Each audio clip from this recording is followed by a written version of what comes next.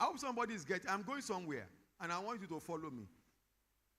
So when the other one, when a member of the covenant is harassed, everyone involved in that covenant is being harassed. So they must rise up in defense of the others. Whatever a covenant brother has is everything is laid at the altar. When God was saying, you see, in Genesis 17, God was telling Abraham, one of the first things, the starting point before they went to covenant was that, look, there will be a change of name.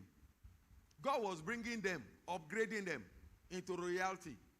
You will no longer be called Abraham, exalted father. God brought him to a level of royalty. You will become the father of many nations, a prince of God. Sarah, you will not be Sarah, you will be Sarah, meaning a princess. So God upgraded them into royalty. And this covenant was sealed by circumcision. And it was binding on Abraham and his descendants for life.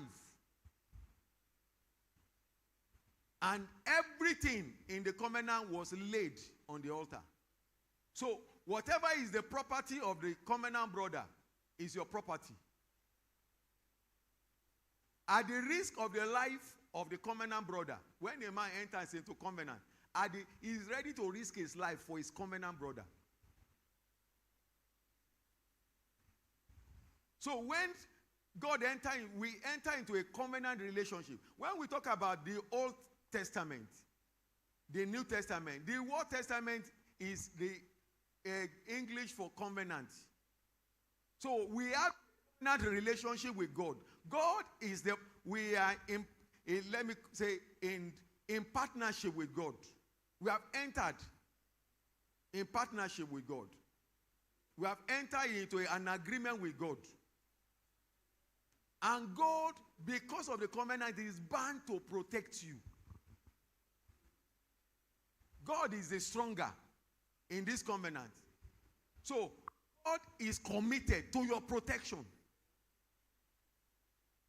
Covenant carriers are always different from the crowd. Look at Israel. Because of the covenant relationship they have with God, there is no battle they lost, except there is a deviation from the covenant terms. Once they miss it in the area, they lose the battle. The battle is lost. Why? God will fight their battle. Because of what? The covenant relationship with God. Do you know that covenant is still speaking for Israel, even till now? The covenant that was sealed by Abraham.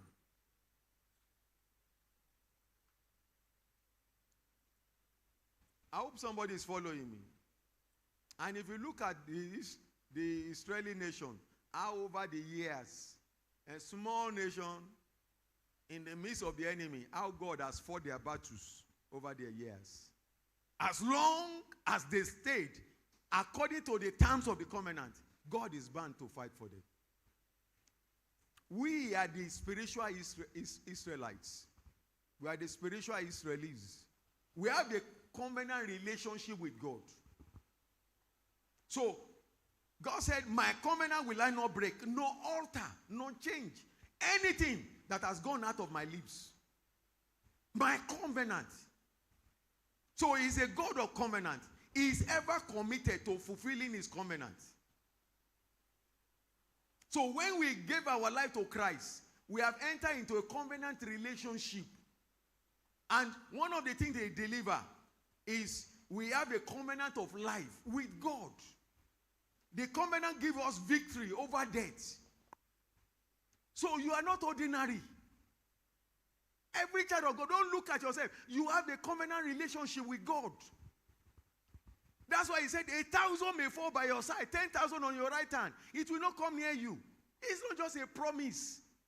It's part of the terms of the covenant you have with God. It's not just a promise. It's a covenant. When God says, in Psalm 91, verse 16, he said, with long